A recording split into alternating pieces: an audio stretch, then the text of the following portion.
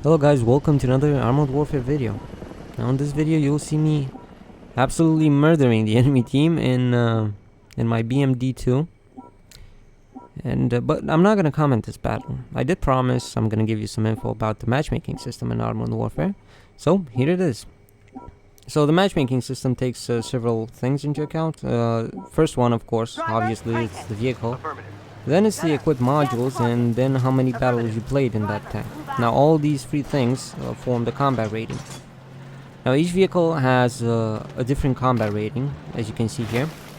Tier 1 has 1000, Tier 2 has 1100, and Tier 3 1210. It's basically increased by 10% every level you go up. But these values do increase, and they increase because of your equipped modules and how many battles you played. But this is a very good thing.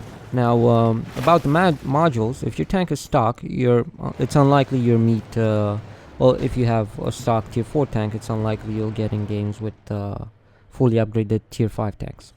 So that's a very good thing for players that just got their tank and it's stock, and they're starting to learn how to play that tank. And how many battles? So if you play a lot of battles in your tank, I think the combat rating will increase, because that's what they say. So if you have 5,000 battles in your tank, you're not gonna meet scrubs in let's say you're tier 5 and you have 5,000 fully upgraded. It's unlikely you'll meet tier 4 scrubs that just got your tank. So this is a very good thing. But one thing to know is your overall combat rating will never reach the one of a tier above. So if you have a tier 1 tank, you played 10,000 battles in it, let's say, it's fully upgraded, you got everything, it'll never reach the value of a tier 2 tank, never.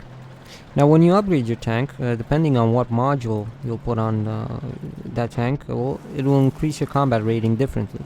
For example, if you upgrade the engine, it'll give you less combat rating than, let's say, if you upgrade the gun. And another thing to take note is, well, I know I shouldn't give this example, but I don't have any other example to give you. So in World of Tanks, you get when you get a stock tank, your first 10 battles you should theoretically get in games where you're top tier. The first 10 battles. After that, well, you're gonna get the full matchmaking system, in your face. So, but in Armored Warfare, it's gonna work differently, because well, if you're gonna play 5,000 battles in your stock tank, your combat rating will increase.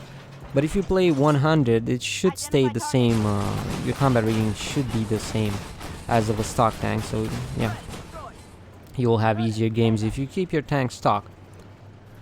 And guys, about the troll platoons, they are not gonna let us do troll platoons, which is a very good thing. I like games to be competitive and I like to have fun, and seeing in my tier 10 battles a tier 1 tank, it's just gonna make me go crazy, knowing that guy is just there to fuck around in my game. So they're not gonna let you platoon like that. I tried it, so you simply cannot press the battle button, it won't let you play like that. I think 2 tiers difference is like if you have a tier 6, I think you can play with a tier 5 and a tier 4. I'm not sure of that, correct me if I'm wrong, but more than that you can. So you can play with your tier 6 and with your tier 3 friend. It won't let you join the game, which is another very good thing. I absolutely fucking hate troll platoons.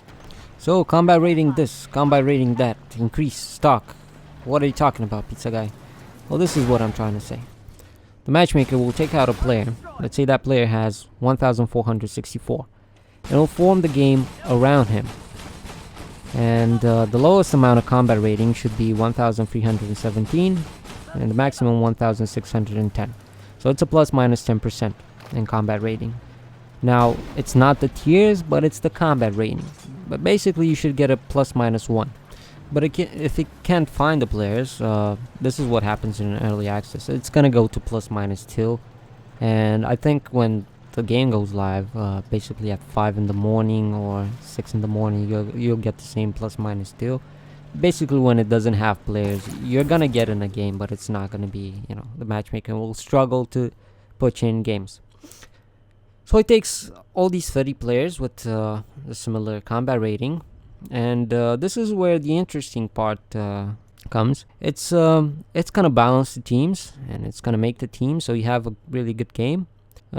Basically, one team will not get all the main battle tanks, while the other team will get only scouts. It'll try to mix it up. So one team will get half main battle tanks, the other team half, and then one team will get half scouts and one team half scouts. But this is, this is a poor example, but you know what I mean. It will try to balance the vehicle classes and the vehicle tier, of course, but this is not it. It will try to balance the platoons, so you won't get 2 platoons in one team while the other team has none. You'll get 1 platoon in one team and 1 platoon in the other. So balance out the platoons, and at the end, it will take in consideration the player skill as well. If it can, it will put, let's say you have 4 very good players in the game, and in the matchmaking. It will take 2 players and put them on one team and 2 players in the other team. It will try to do that, but it will be more important the vehicle class and tier.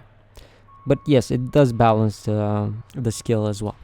So this is about it. If you want more info about the matchmaker, you can go on into the description of this video. I have a link for you there. That's the end of my video. Thank you for watching, guys, and see you on the next videos. Bye bye.